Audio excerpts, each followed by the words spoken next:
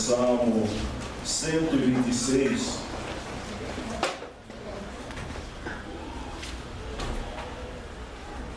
versículo 5 e versículo 6.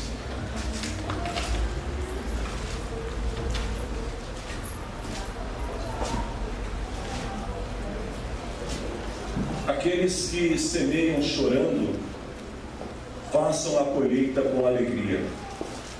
Aqueles que saíram chorando, levando a semente para semear, voltarão cantando, cheios de alegria, trazendo nos braços os feixes da colheita. Amém? Você pode orar a Deus comigo? Então feche teus olhos e em nome do Senhor Jesus, meu Deus, por tudo que nós já ouvimos e recebemos nesta noite, obrigado, Deus, por cada louvor que esta igreja apresentou ao Senhor, nós apresentamos em tua honra. Senhor, por cada palavra e testemunhos que nós ouvimos aqui nesta noite, te louvamos, Senhor, pela vida de cada irmão e irmã que veio nesta noite para celebrarmos a nossa comunhão em Cristo.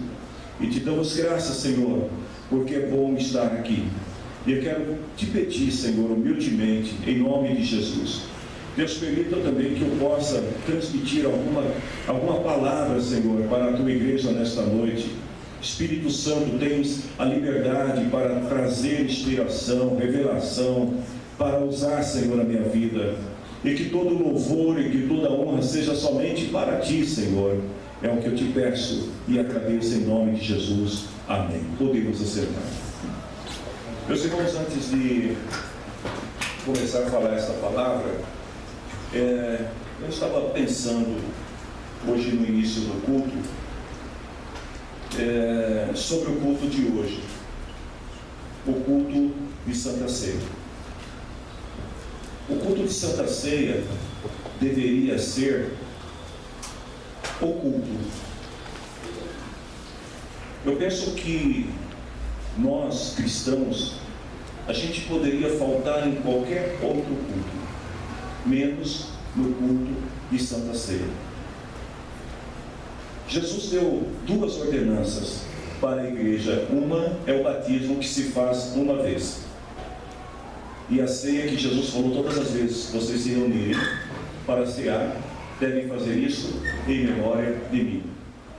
Eu penso que não há outro culto mais importante do que o culto de Santa Ceia, porque isso é uma representação da grande festa celestial, quando a igreja estará reunida diante de Cristo no seu tribunal, e aí nós vamos participar da ceia do Senhor. Eu confesso para vocês que talvez eu seja culpado disso, porque talvez não esteja ensinando corretamente a igreja. Eu me sinto culpado por isso, porque quando eu vejo as pessoas faltando no culto de Santa Ceia, eu falo, Senhor, eles não estão entendendo nada. Não estão entendendo nada. A grande verdade, talvez você vai dizer assim, pastor, mas eu estou aqui, o senhor está falando para mim, mas eu estou aqui. Mas é bom que você saiba e me ajude sobre isso. Porque muitas vezes nós estamos brincando de ser crentes. Estamos brincando de ser igrejas. Nós estamos brincando de servir a Deus. Um evangelho sem compromisso, sem responsabilidade, sem obediência, sem reverência. As pessoas, na verdade, elas estão levando as coisas de Deus à revelia, como se fosse qualquer coisa. E o interessante é que às vezes as pessoas depois querem exigir alguma coisa de Deus ainda. Querem exigir como se tivessem direito a receber alguma coisa de Deus. Queridos, se a gente entendesse, eu penso que se nós entendêssemos, todos nós cristãos, entendêssemos o valor do sacrifício de Jesus, no dia de culto de Santa Ceia, a gente chegaria até mais cedo para ter um tempinho a mais de celebrar a comunhão. Porque aqui nesse culto, nessa reunião, no dia de hoje, que nós lembramos de todo o sacrifício de Jesus, de tudo o que Ele fez por nós.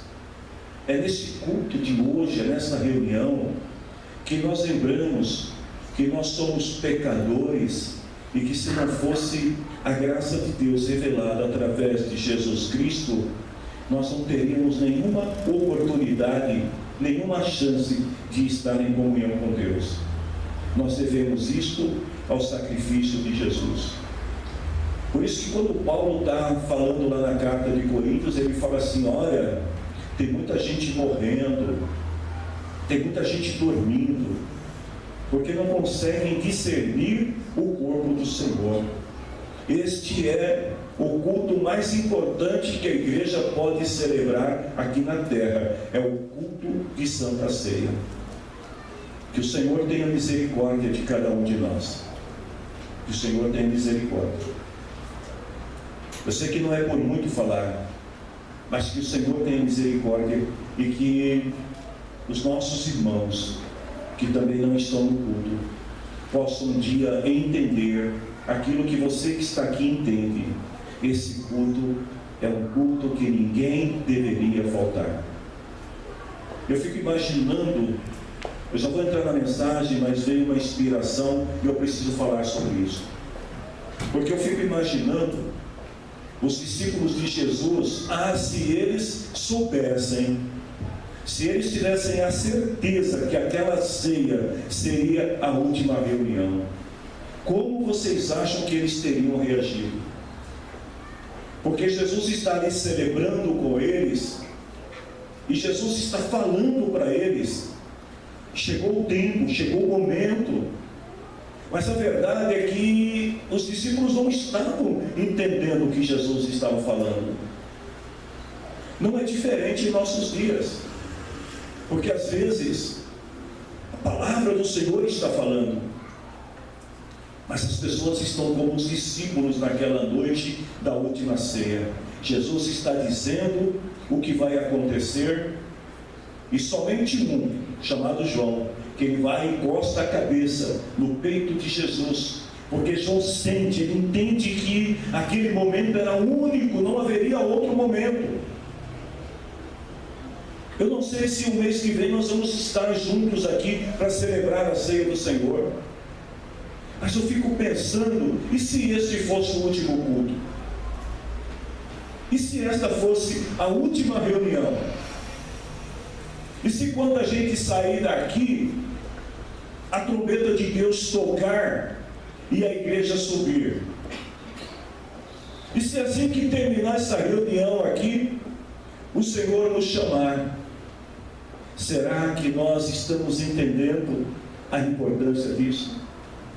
Desse momento, eu fico imaginando que se os discípulos entendessem aquilo, talvez eles teriam aproveitado mais aquele momento com Jesus para orar, para ouvir o que Jesus tinha para dizer. Jesus, qual é a última palavra que você tem para nós?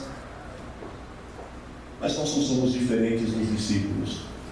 Às vezes nós estamos aqui, mas a gente já está pensando o que vai fazer daqui a pouco. A gente não está pensando que este momento, ele é único, e de fato ele pode ser único na vida de alguém. Igreja, nós precisamos voltar mais para Deus. Eu sei que o jogo que está chegando ainda falta alguns dias, mas eu sinto que nós precisamos voltar mais para Deus. Eu vou falar rapidamente sobre o Salmo 126. Esse salmo é uma canção, não se sabe quem escreveu, quem é o autor do Salmo 126. Alguns historiadores entendem que esse salmo ele é uma canção que reflete um momento ali que foi vivido entre Esdras e Neemias no período pós-exílio, quando o povo estava saindo da Babilônia e voltando para a terra prometida. E a canção ela começa dizendo assim: quando o Senhor Deus trouxe de volta para Jerusalém, porque o povo estava distante de Jerusalém. Já haviam muitos anos que o povo estava distante da sua terra, E agora Deus permite, através de um homem chamado Ciro, que o povo pudesse regressar e voltar novamente para a sua terra. E o autor dessa canção diz assim: parecia que a gente estava sonhando. Sabe quando você ora, você pede alguma coisa para Deus, você sonha com um milagre, você imagina alguma coisa extraordinária acontecendo na tua vida, e de repente no dia que você menos espera aquilo acontece, e aí você fica como se estivesse flutuando. Você fica imaginando assim: uau, eu não, sabe, tem crente que fala assim: eu não acredito que aconteceu um milagre. O povo está dizendo aqui: olha, parecia que a gente estava sonhando, porque aquilo que eles desejavam, que era regressar, voltar para Jerusalém, estava acontecendo. E aí eles falam assim: com rimas e canções de alegria, entre as canções disseram, entre as canções que o povo de Israel, o povo que estava no exílio, espalhado pelas nações, e que estão agora regressando para Jerusalém, eles começam a cantar e dizer assim: grandes coisas fez o Senhor por nós, por isso nós estamos alegres. E de fato diz a canção: o Senhor fez coisas grandes, e esta é a razão da nossa alegria. Ou seja, o coração do povo estava alegre, porque aquilo que eles sonhavam, aquilo que eles desejavam, estava acontecendo. Eu tenho uma palavra de Deus aqui para você. É só para uma pessoa. Se você está sonhando e esperando algo grande na tua vida, comece a glorificar ao Senhor, porque aquilo que Deus tem prometido na tua vida vai acontecer. E com rimas, com canções alegres, você vai exaltar o Senhor como esse povo e vai dizer: grandes coisas o Senhor fez, por isso eu estou alegre. Queridos, o autor desse salmo, dessa canção, ele para um pouco de falar do momento que eles estão vivendo, e ele volta o seu pensamento para aquilo que o povo estava pedindo a Deus enquanto estavam no exílio. E qual era a oração que o povo estava fazendo no exílio? Senhor, faz com que a gente prospere de novo, assim como a chuva enche de novo o leito dos secos rios. Ou seja, ele volta e ele começa a lembrar do tempo em que o povo estava clamando, que o povo estava orando ao Senhor, e ele fala assim: Senhor, faz com que isso aconteça de novo.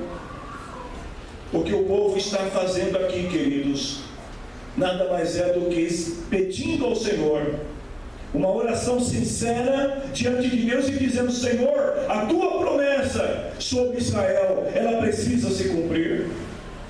A tua promessa, aquilo que o Senhor falou, precisa acontecer. Então o povo, eles estão orando com sinceridade e reivindicando de Deus aquilo que o Senhor tinha prometido. Faz com que prosperemos de novo, porque a promessa estava sobre o povo, mas o povo estava em cativeiro. E aí, para finalizar esta palavra, versículo 5 e versículo 6, o autor fala sobre a perseverança. O povo está voltando para Jerusalém, mas não é um retorno fácil.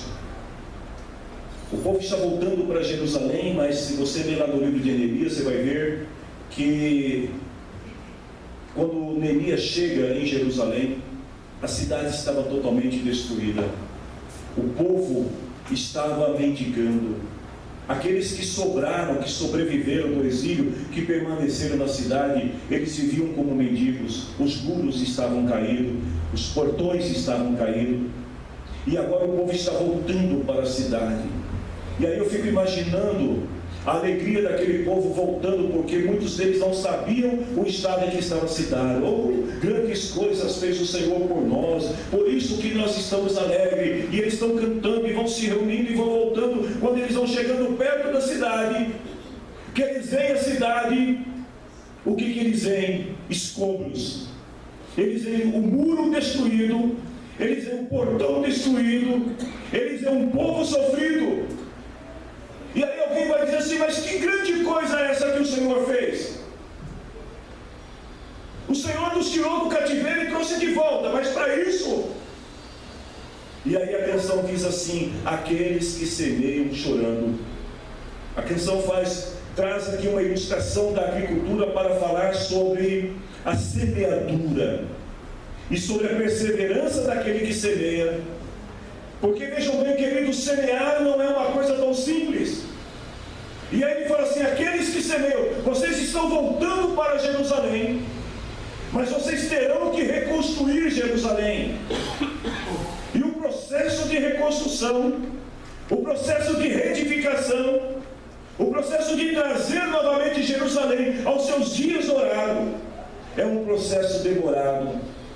Mas aí ele diz assim: aqueles, comparando com o semeador, é como o semeador que sai e vai lançando as suas sementes, e ele vai preparando a terra e vai trabalhando, e de repente ele se cansa, o sol está quente.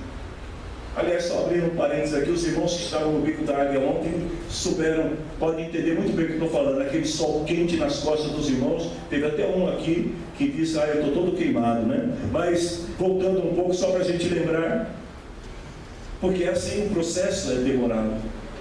O trabalhador está lá e ele vai preparando, e aquele sol quente, de repente ele pensa em desanimar, e aqui ele diz assim, né? Vai trabalhando, chorando. Porque a obra de Deus, queridos, não é só de alegria. Vocês que estão saindo para evangelizar, eu já disse aqui para eles, eu falei: olha, está sendo muito legal, mas de vez em quando vocês vão encontrar situações que vocês vão chorar. Mas quando você chora não é para desistir. Quando você cansa não é para parar, é para continuar. Ele diz aqui: levando a semente para semear. Porque aquele que persevera, ele vai voltar cantando, cheio de alegria, e vai trazer os resultados do seu trabalho. Você crê nisso? Eu queria pregar, eu pulei toda a mensagem aqui porque eu tinha algo importante para falar para vocês. Mas uma coisa importante, queridos, às vezes nós produzimos lágrimas em nossa jornada de fé. Quem aqui durante a sua trajetória, que você está servindo a Cristo, você já teve aquele momento que você chorou? E que você falou assim: Senhor, parei. Quem de vocês aqui já teve aquele momento que você vem aqui para o culto e você, está tudo bem, irmã, paz, tudo bem? Glória a Deus. Mas você veio para o culto pensando: acabou, hoje é o último. Às vezes nós produzimos lágrimas em nossa jornada de fé. E se você ainda não produziu, fique sabendo que em algum momento elas virão sobre você. As lágrimas muitas vezes que são produzidas por causa do nosso próprio pecado. Por que o povo de Israel estava sofrendo? Porque eles haviam pecado contra o Senhor. E agora eles têm todo um trabalho de reconstrução daquilo que eles foram responsáveis da queda e da ruína. Às vezes nós também choramos lágrimas por causa dos outros. Qual é a mãe que não gostaria de ver o seu filho servindo ao Senhor? Qual é o filho que não gostaria de ver seus pais servindo ao Senhor? E às vezes eu me lembro de uma irmã, ela congregou um tempo aqui conosco, que uma vez ela falou assim para mim: pastor, eu só preciso convencer a minha mãe a aceitar Jesus. E eu falei: mas eu não posso fazer isso, pastor, mas conversa com ela, por favor, pastor, porque eu estou morrendo de medo que a minha mãe morra e vá para o inferno. Às vezes a gente chora pelo outro, porque o pai e a mãe querem ver os filhos servindo ao Senhor, os filhos querem ver os pais servindo ao Senhor, a esposa quer ver o marido servindo ao Senhor. E aí você começa a chorar. Às vezes você chora por pessoas que você nem conhece, mas aí você ouve uma situação, uma história. Quantas vezes que às vezes você está vendo uma notícia no jornal e de repente você vê uma situação e aí você começa a chorar e você fala: meu Deus, como é triste isso que está. está acontecendo com o outro, as lágrimas pelos outros, pelo desconhecido. Mas se você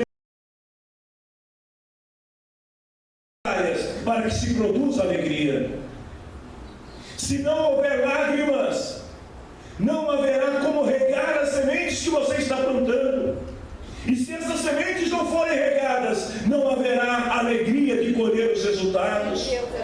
Ah, queridos, quantos homens e mulheres na Bíblia que choraram, passaram por vales de lágrimas, mas eles foram fiéis ao Senhor até o fim.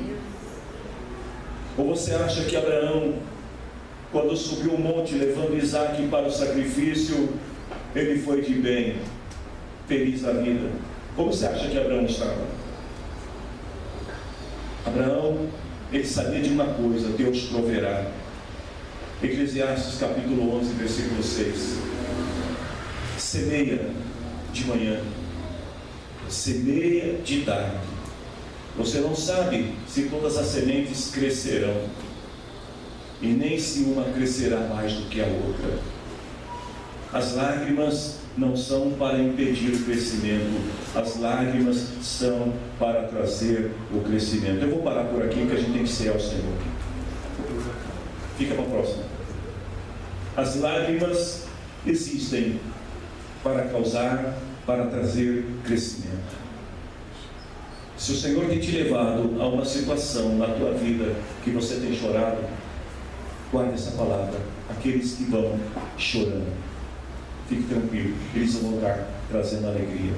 Se você hoje entrou nesse culto, essa palavra não tem nada a ver com o que eu queria pregar para você, mas se você entrou aqui nesta noite chorando, eu tenho uma palavra ao teu coração: persevera, porque você vai voltar. Antes que você pense, você vai voltar trazendo os resultados. Você vai dizer como os filhos de Israel: grandes coisas o Senhor fez, e por isso eu estou alegre. E só quem está alegre com Jesus, aplauda ele.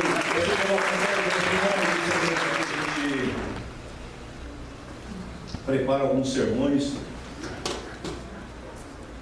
mas chega na hora, a gente precisa mudar tudo. Porque nesta noite tem pessoas aqui, irmãos, escute isso. Tem pessoas aqui que precisam saber que as suas lágrimas estão regando as sementes que você plantou. Que as suas lágrimas estão regando as sementes que você plantou. E no tempo certo, você vai sorrir para a glória do Senhor.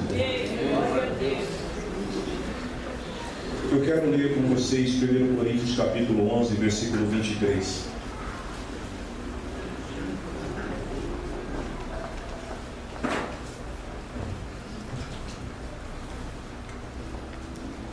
Eu recebi do Senhor este ensinamento que passei para vocês. Que o Senhor Jesus, na noite que foi traído, pegou o pão, deu graças a Deus, depois partiu o pão e disse: isto é o meu corpo que é entregue em favor de vocês, façam isto em memória de mim.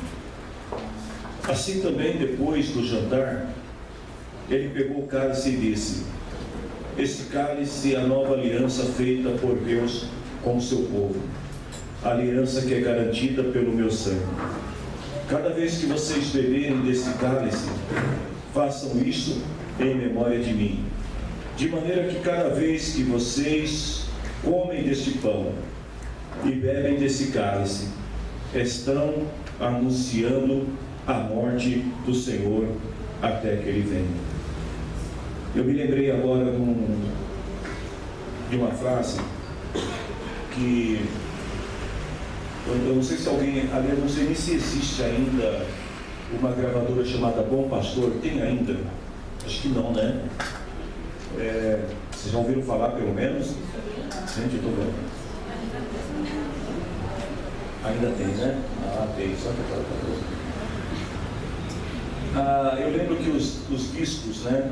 Disco, LP, tá? Daquela época, na capa vinha escrito assim: vivamos o dia de hoje como se Cristo voltasse amanhã. Quem se lembra disso aí? Alguém lembra? Vinha escrito todos, era a marca registrada: vivamos o dia de hoje como se Cristo voltasse amanhã. E é muito linda essa palavra, mas eu queria parafraseá-la nessa noite e dizer assim: vamos viver este momento como se Cristo voltasse agora. Vamos viver este momento como se Cristo voltasse agora. Nós vamos celebrar a ceia do Senhor.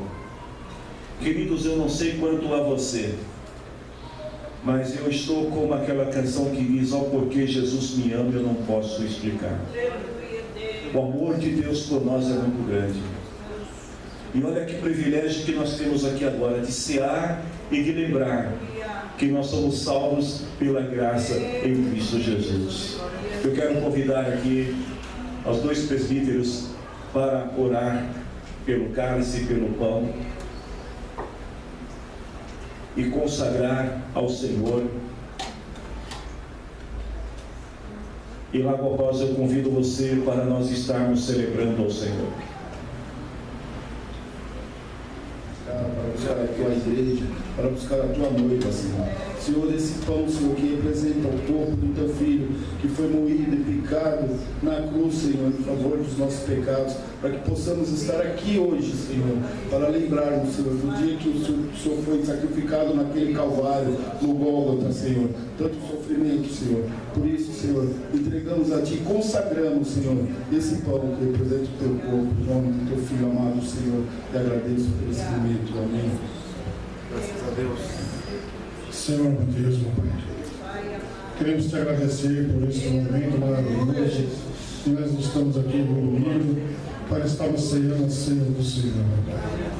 Pai querido, que o Senhor abençoe a vida de cada um que está aqui nesta noite, que cada um, meu Pai, venha fazer essa cerimônia em memória a Ti, como a Tua palavra nos ensina, meu Pai. Eu quero neste momento, meu Pai, consagrar esse cálice que representa o Teu sangue moído ali na cruz, por todos nós, em nome de Jesus. Amém, meu Pai.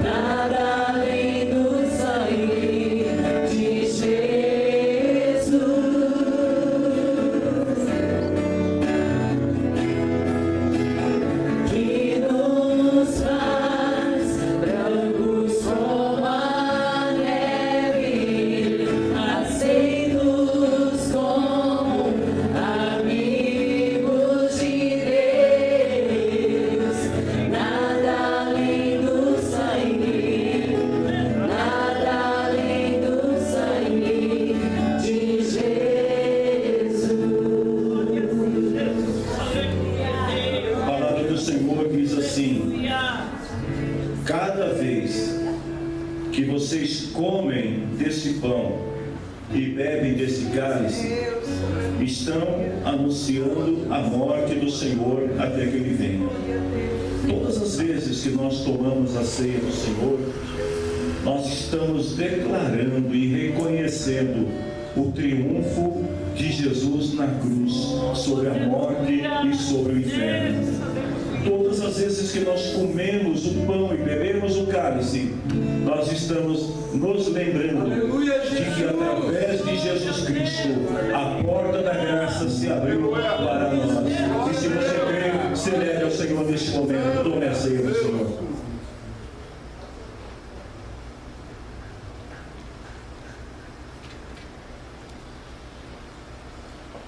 Você pode dizer uma palavra de gratidão a Deus, então diga agora.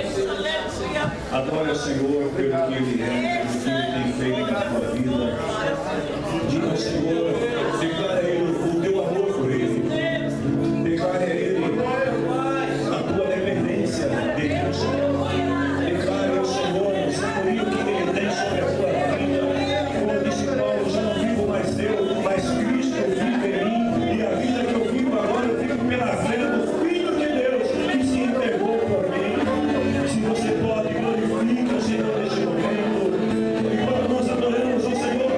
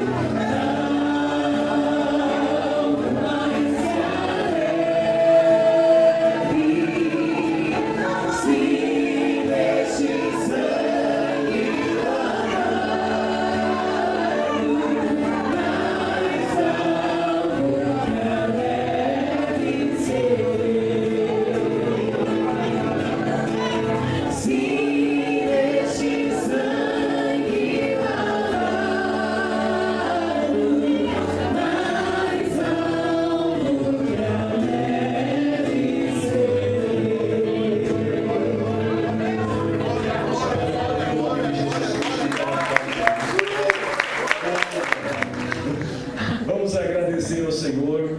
Deus é maravilhoso. Em nome de Jesus, obrigado. Obrigado. Por essa noite tão abençoada, tão linda. A Deus por tudo aquilo que o Senhor permitiu que nós vivêssemos neste momento, Senhor, em nossas vidas. Nós queremos te agradecer e te louvar também, Senhor, pela vida destas mulheres que o Senhor tem chamado para servir aos teus propósitos, que têm sido mães, filhas, educadoras, que têm sido ministras, Senhor, líderes da tua obra, que têm servido aos teus propósitos. Que o Senhor abençoe todas estas mulheres, que o Senhor abençoe todas as famílias aqui representadas. É o que eu te peço e agradeço em nome de Jesus. Que a graça do nosso Deus, o amor de Jesus Cristo, nosso Senhor, a comunhão, o poder do Espírito Santo seja sempre